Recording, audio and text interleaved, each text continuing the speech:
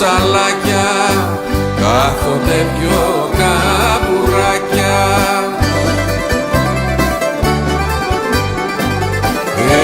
Έρμα παραπονεμένα κι όλο λένε τα καημένα.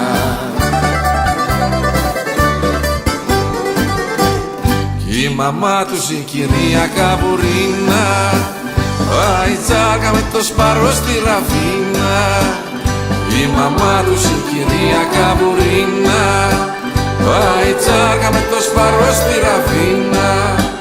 Κι όλο κλαίνε τα καβουράκια στου γυαλού τα βοτσαλάκια.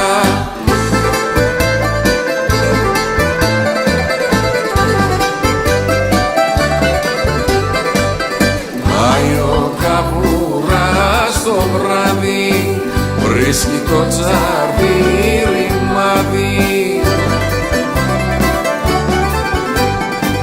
Ψάχνει για τη φαμελιά του και τραβάει τα μαλλιά του.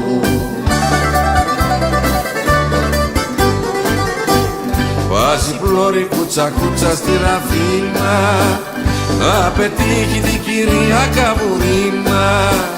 Βάζει πλώρη κούτσα στη ραφίνα να πετύχει την κυρία Καβουρίνα. Κι όλο κλαίνε τα καβουράκια στου γυαλού τα βοτσαλάκια.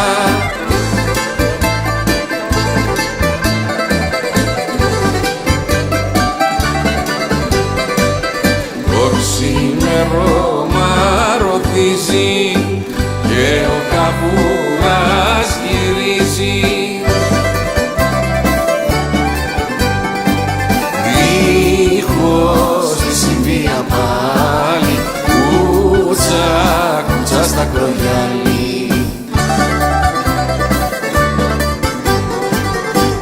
Με το σπάρο το ξενύχτη στη ραφίνα παίζει τώρα στα ριχά η Καβουρίνα. Με το σπάρο το ξενύχτη στη ραφίνα παίζει τώρα στα ριχά η Καβουρίνα. Κι όλο κλαίνε τα καβουράκια στου γυαλού τα βοτσαλάκια.